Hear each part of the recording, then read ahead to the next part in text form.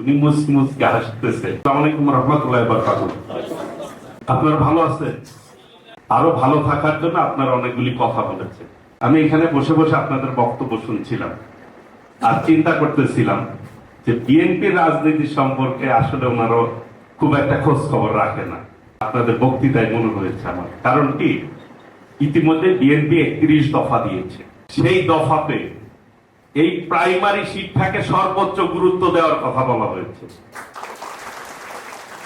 এবং দেশনায়ক তারেক রহমান এ পর্যন্ত যে কয়টা বক্তব্য রেখেছে আমাদের সামনে এবং 31 দফার কর্মশালা নিয়ে আমি বিভিন্ন জায়গায় গেছি, সবচেয়ে লোভনীয় চাকরি হবে প্রাইমারি স্কুলের চাকরি আগামী দিনে বিএনপি ক্ষমতায়।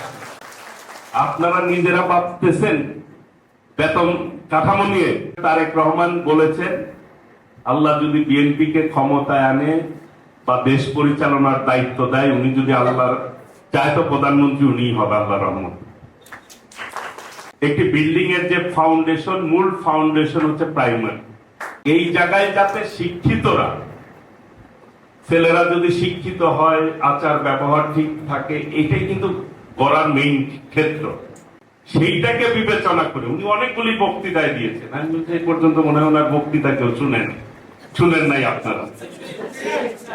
উনি বলেছেন বেতন কাঠামো সর্বোচ্চ করবে, যাতে করে অনেকে প্রাইমারি শিক্ষক কেউ যেতে চায় না, ভালো ইয়েরা বিসিএস দিবে, ক্যাডার তো দূরের কথা, সবচেয়ে দামি চাকরি হবে আপনাদের চাকরি। এই ব্যবস্থা বিএনপি করবে, এইভাবেই উনি চিন্তা করতেছে। আপনাদের জন্য এটা অত্যন্ত সুখবর আমি মনে করি। সেই জন্য আপনাদের কিন্তু কাজ বেশি করতে হবে যাতে বিএনপির ভোটটা ঠিকভাবে পায়, নাকি? এটা আমার বলার উদ্দেশ্য হচ্ছে যে ইতিমধ্যে দেশনায়ক তারেক রহমান এই ব্যাপারে সর্বোচ্চ গুরুত্ব দিয়ে কাজ করে যাচ্ছে, প্ল্যানও করে যাচ্ছে কিভাবে এটি করবে, যাতে ক্লাসের ফার্স্ট বয়রা মনে করে যে না প্রাইমারি শিক্ষক হবার।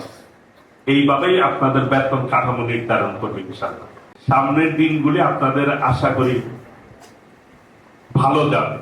উনি মুসকি মুসকি হাসতেছে। বাস্তবে বিএনপি এটি করবে, কারণ আপনারাই বক্তৃতায় বলেছেন যে একজন শিক্ষকের মূল যে ভিত্তিটা, একটা ছাত্রের মূল যে ভিত্তিটা, সেটা কিন্তু আপনারাই করে দেন।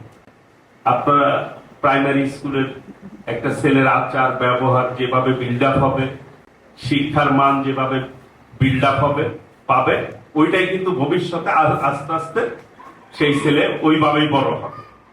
কাজে আপনাদের ভূমিকা কিন্তু অত্যন্ত গুরুত্বপূর্ণ, যেটা আপনারাও নিজেরাও বলেছেন।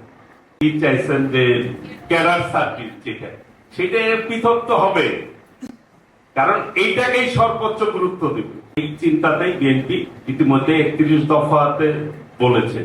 এক ভাই বললেন যে শ্বশুর বাড়িতে যাইতে পারে না, সেইটা চিন্তা করে বিএনপি কিন্তু 31 দফায় বলেছে প্রত্যেক ঘরে ঘরে ধনী গরিব নির্বিশেষে সবাইকে ফ্যামিলি কার্ড দিবে। আপনারা এটা প্রচার করবেন এবং কাজটা করবেন আপনারা ইনশাল্লাহ। বিএনপি যা বলে তাই কিন্তু করে। শহীদ রাষ্ট্রপতি জিয়াউর রহমানও যখন যেটা বলেছে করেছে, দেশনেত্রী বেগম খালেদা জিয়াও করেছে। অবৈতনিক শিক্ষা ব্যবস্থা আপনাদের জন্য করেছে, এই দেশের জন্য করেছে। দেশ নায়ক তারেক রহমান যেই 31 দফা অনুযায়ী উনি রাষ্ট্র পরিচালনা করবেন, এটা আপনারা মাথায় নিয়ে আগামী দিনে ঐক্যবদ্ধভাবে পক্ষে কাজ করার আহ্বান জানিয়ে আমার জন্য দোয়া করবেন। আল্লাহ রাব্বুল আলামিন যাতে আমাকে এই এলাকায় প্রতিনিধি হিসাবে কবুল করেন, নির্বাচন করার তৌফিক দান করেন এবং নির্বাচিত হওয়ার তৌফিক দান করেন।